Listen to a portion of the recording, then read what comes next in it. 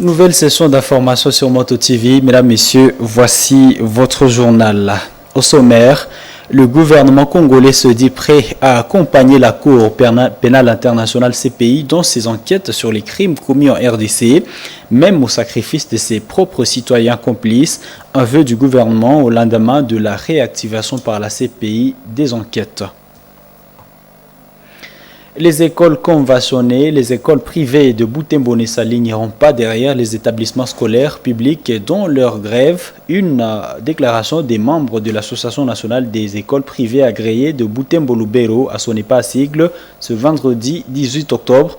Une réaction de ces gestionnaires des écoles privées de Butembo à la suite d'une rencontre du SIECO avec la synergie des groupes de pression et mouvements citoyens pour la généralisation de la grève. Voici tout pour le sommaire. Restez avec nous pour l'intégralité de ce journal.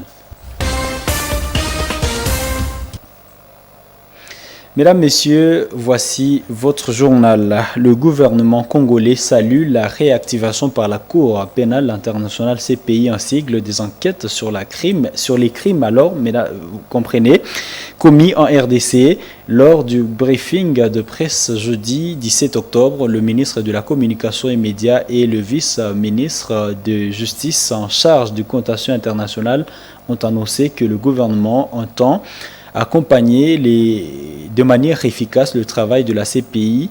Ces deux cadres n'excluent pas l'option de livrer des concitoyens qui seront considérés comme des présumés auteurs des crimes dans l'est de la RDC. Des détails avec Isabelle Wangaïmouka dans ce récit. Le pays semble déterminé à contraindre les auteurs des crimes commis sur ce territoire à répondre de leurs actes et mettre fin à l'impunité dont certains continuent de bénéficier. Le vice-ministre de la Justice en charge du contentieux international a rappelé que des enquêtes dans la province du Nord Kivu ne se limiteront pas à des partis en conflit en particulier ou à des membres des groupes spécifiques. Il précise qu'un bureau examinera de manière globale, indépendante et impartiale la responsabilité de tous les auteurs présumés ayant commis des crimes relevant du statut des Roms. Il poursuit en affirmant que tout celui qui sera trouvé comme auteur présumé pendant les enquêtes sera poursuivi et c'est la plus belle manière de rendre justice aux populations meurtries à l'est de notre pays, voire sur l'ensemble du territoire national. Le ministre de la Communication et Médias s'est prononcé sur l'influence des enquêtes de la CPI sur les conflits actuels dans la province du Nord Kivu. Patrick Mouyaya estime que la nouvelle démarche de la CPI produira des effets dissuasifs contre tous les auteurs des crimes. Il pense que l'ouverture des enquêtes pourrait avoir un effet dissuasif dans les chefs de tous ceux qui vont s'hasarder à commettre des crimes ou à poser des actes imprescriptibles qui relèvent de la compétence de la Cour. La Cour pénale internationale, CPI, a annoncé lundi 14 octobre 2024 la réactivation de ces enquêtes sur les crimes présumés commis en RDC. Ceci avec une attention particulière portée sur la province du Nord Kivu. Le procureur de la CPI, Karim Khan, a précisé que ces enquêtes concerneront les crimes relevant du statut des Roms perpétrés dans cette région depuis janvier 2022. Cette réactivation intervient dans un contexte où la RDC a intensifié ses efforts sur les plans judiciaires international, notamment avec l'affaire en cours devant la Cour de justice des États d'Afrique de l'Est qui oppose Kinshasa à Kigali. Le gouvernement congolais avait exprimé son mécontentement face à la lenteur des procédures de la CPI sur la RDC. Le gouvernement a donc déposé au bureau du procureur de cette juridiction internationale des requêtes sur des crimes perpétrés à l'est du pays, accusant les Rwandais de soutenir les exactions commises par les groupes armés M23. Après 2 années au camp des déplacés à Oicha dans les territoires de Béni, les déplacés des guerres n'ont plus espoir de retourner dans leur milieu d'origine. Ils ont exprimé ce désespoir qui s'est nourri par la précarité de la situation sécuritaire dans leur milieu de provenance. Ceux-ci ne se disent pas fiers de la vie de dépendance. Lors de la visite de Moto TV fin septembre dernier, ces déplacés nous ont fait savoir que leur plus grand besoin reste de voir la paix être restaurée par les forces de défense et de sécurité. Nous vous proposons de suivre ce reportage de Sacré Kangiti.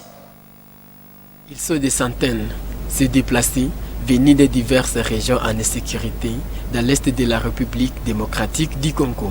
Ils s'entassent dans ce camp de déplacés situés à Owicha, à territoire de Béni. Souvent plus nombreux que les chambres réservées, d'autres déplacés vivent dans des installations modestes à bâches ou encore celles en feuilles de palmiers comme abri. Bantous et pygmées cohabitent dans ces camps. Ces nécessiteux vivent d'œuvres caritatives de bonne volonté, mais ces repas dont la composition laisse à désirer. Célestin passe à Elisha, déplacé venu d'Otomaber Kasoko, en province de l'Ituri, père de 12 enfants, vit dans ce camp depuis 2 ans. Sans emploi, celui-ci se plaint de mauvaises conditions de vie qui ne lui permettent pas de subvenir aux besoins de sa progéniture. Ndio kuko vanye balipata neema ya manyumba na kuko vanye vile vanateseka sawa gishi munaona ile manyumba ile kidogo ya mabashe donge kishakosa kama tufanye nini kuprofite nabo bapate manyumba. Maisha hapa vraiment bila kubavicha ba journaliste tunateseka sana. Kuteseka tusefu kwanja ni ngambo ya kukula. Après tout le temps passé dans ces camps, ces déplacés n'espèrent plus retourner sur leur terre d'origine. Nous les rappelle aux autorités étatiques de jouer leur rôle. Espoir vraiment hayako tungali na dute kabisa. Hitaji yetu kwa wakubwa ya inchi tunalia kwanja vraiment baturudishie amani, kila mtu arudie makwake. Jua kati nitarudia kwangu siwezi sumbulewa kulomba mtu kitu. Juni nilitoka kwangu niko na shamba presque 200 metre carré ya kakao, nilikuwa nachiweza mmarke yangu na hakuna kulomba lomba. Mesa yetu shakia ikala pa fazi moja tunajifunga fazi moja ishakuwa sasa donge tuko watu banya tujiwezi or kena tutoa makwetu na tuko na vitu vya nyetu tuliacha kule. La République démocratique du Congo a commémoré 10 ans des massacres des civils dans sa partie est le 15 octobre de l'année en cours. Ndio iko hapa hivi. Hali yetu tuko naye. Ouvrons un nouveau chapitre dans ce journal. Nous disons que les inspecteurs de la province éducationnelle Nord Kivu 2 décident de suspendre leur mouvement de grève pour répandre le travail. Décision prise lors de l'assemblée du syndicat national des inspecteurs et enseignants du Congo SINIECO tenue ce vendredi 18 octobre. Ces acteurs de l'enseignement prévoient reprendre le travail à partir de lundi 21 octobre. Delphin Voya et Clémence Nengo les ont rencontrés. Ce vendredi 18 octobre, le syndicat national des inspecteurs et enseignants du Congo SINIECO Butembo a évalué son mouvement de grève déclenché depuis 3 mois. Devant Léo 4 et le directeur provincial de l'éducation Nord Kivu 2, l'inspecteur principal provincial, tous présents dans cette réunion, les inspecteurs ont résolu de suspendre leur mouvement de grève. Selon ces inspecteurs, le gouvernement a répondu superficiellement à leurs revendications. L'inspecteur Samuel, secrétaire du SINIECO Nord Kivu 2, rassure de la présence des inspecteurs au travail à partir du lundi 21 octobre. Les inspecteurs et agents ont décidé de suspendre leur mouvement de grève. Nous reprenons le travail à partir de ce lundi. Les revendications sont répondues déjà? Les revendications, certaines sont partiellement répondues et d'autres avec les paroles d'honneur de nos autorités locales. Nous pensons que d'après 2 jours, nous aurons aussi une suite favorable. Le mouvement de grève du SINIECO consiste à déplorer la baisse du salaire des inspecteurs des écoles. Les membres de l'Association nationale des écoles privées agréées à son EPA sigle Butembo Lubero déclarent ne pas être prêts à accompagner les enseignants des écoles publiques dans leur mouvement de grève à la suite d'une rencontre des grévistes avec la synergie des groupes de pression et mouvements citoyens. Les gestionnaires des écoles privées de Butembo dénoncent ce qu'ils appellent l'instrumentalisation des enseignants par des politiciens qui veulent voir aussi les écoles privées s'aligner derrière les grévistes des écoles publiques. Ce vendredi 18 octobre, ces gestionnaires des écoles privées ont lu une déclaration en étant réunis. Les détails dans ce reportage de Luciana Moussiviroa et Promesse Mouyana. Cette déclaration a été lue dans la cour du complexe scolaire Les Anges. Elle porte sur la dénonciation et plainte de membres de l'Association nationale des écoles privées Ancreye Butembo Lubero, à Somepa en sigle. Dans cette déclaration, les gestionnaires d'écoles privées réagissent face au contenu d'une vidéo des enseignants grévistes du secteur public circulant sur les réseaux, prétendant que les écoles privées doivent également suspendre leurs activités et s'accommoder au mouvement de tous les enseignants grévistes. Ces membres de la Somepa déclarent s'indigner de ces propos qui, selon eux, constituent un danger pour les écoles privées et agréées.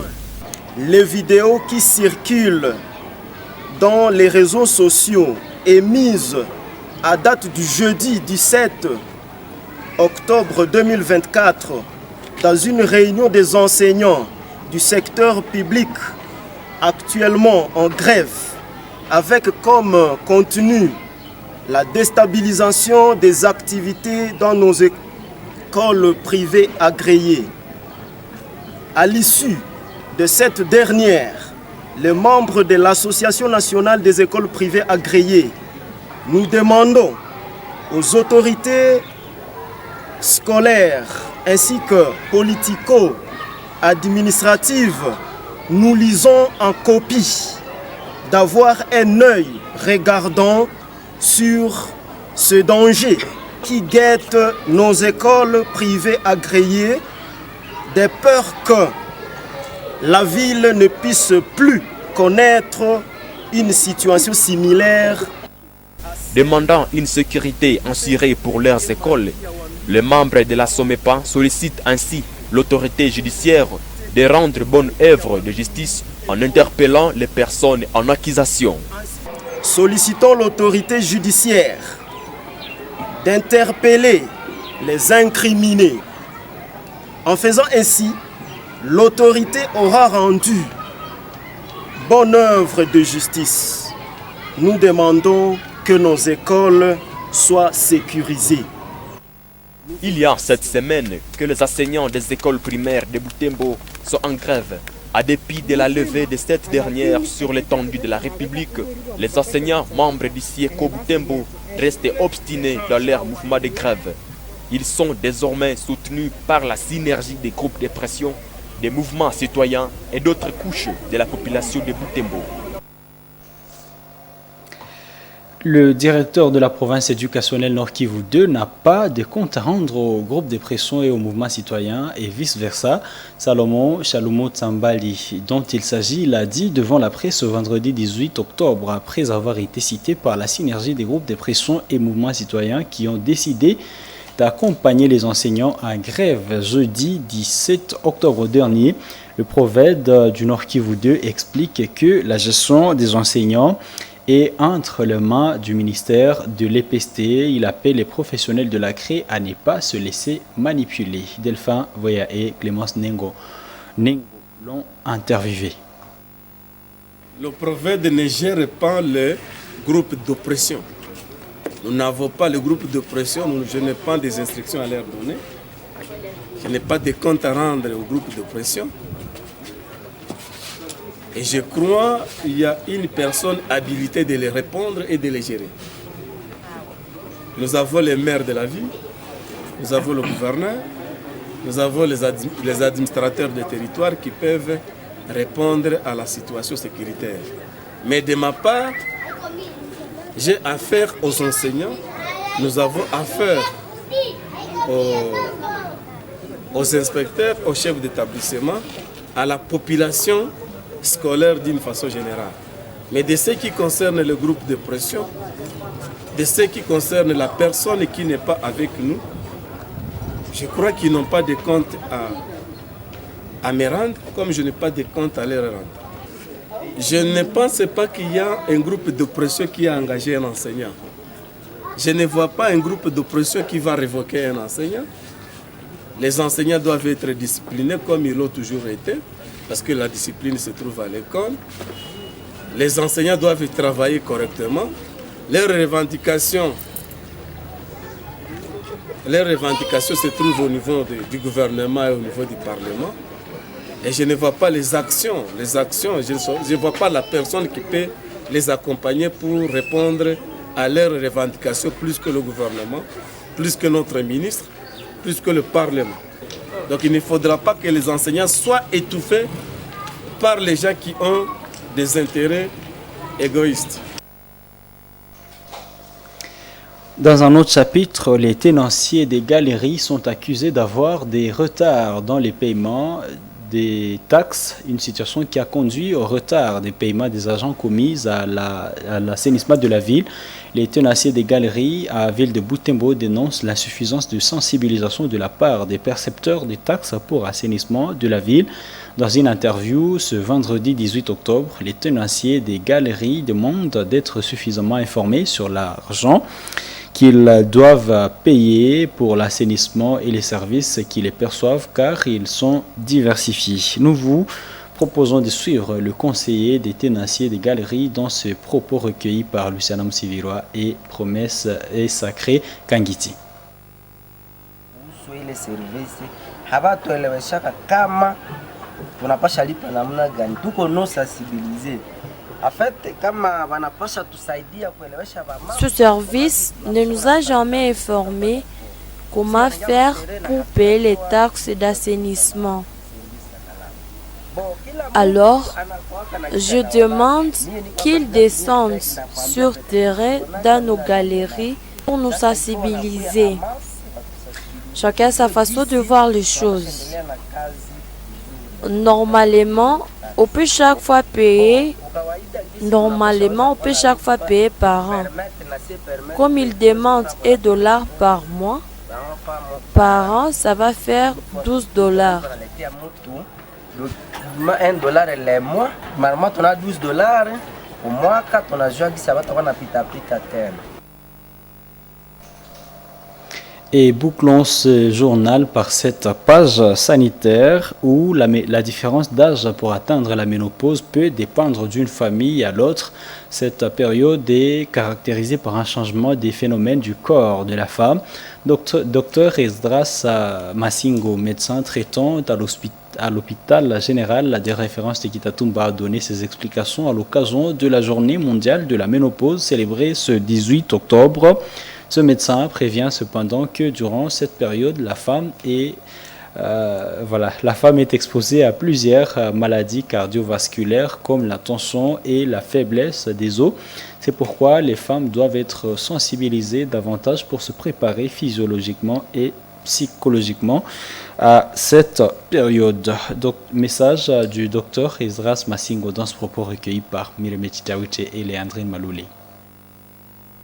Autour de 45 ans, il peut arriver que la femme ne voit plus ses menstruations, mais avant que les menstruations ne s'arrêtent, les menstruations-là commencent d'abord à devenir irrégulières. Et finalement, il y aura l'absence des règles. Lors de cette absence des règles, les autres signes, ce sont les bouffées de chaleur. C'est-à-dire, la femme peut sentir une sorte de chaleur sur le corps entier et particulièrement au niveau de l'abdomen, au niveau de son ventre vaginal. Il y a la sécheresse qui va s'observer, une sécheresse vaginale, mais il y a également les maux de tête, les troubles de sommeil. Tout ça, ce sont en fait des signes qui m'opposent. En dehors des signes que j'ai eu à énumérer, c'est que ce sont des femmes qui sont prédisposées à ce que nous appelons les maladies cardiovasculaires, dont l'hypertension artérielle, l'insuffisance cardiaque et les autres maladies cardiovasculaires.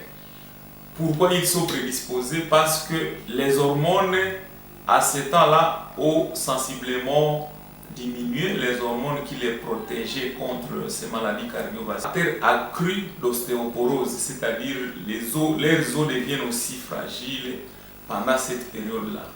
Il y a une notion d'hérédité, il y a certaines familles qui commencent la ménopause précocement, une ménopause qui s'installe précocement, tandis que l'autre, la ménopause s'installe un peu tardivement.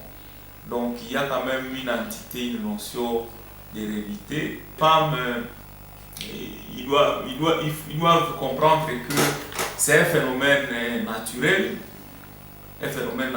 Donc psychologiquement, elle devait d'abord comprendre que c'est naturel, c'est normal. Malheureusement, il y en a qui ne savent pas ces signes-là. Bien qu'elles soient femmes, c'est lorsqu'elles sont devant ces signes qu'elles commencent à se poser beaucoup de questions. Et la plupart, d'ailleurs, se présentent à l'hôpital parce qu'ils savent des bouffées de chaleur. Et c'est là qu'on va poser la question, est-ce que les menstruations sont normales? Et va vous dire non. Je ne vois même plus de règles. Et c'est à l'hôpital qu'on va lui communiquer que non, ça c'est une période des femmes. Mesdames, Messieurs, c'est la fin de cette édition de Journal sur Moto TV. Merci à vous qui l'avez regardé. Portez-vous bien. Au revoir et bon week-end à toutes et à tous.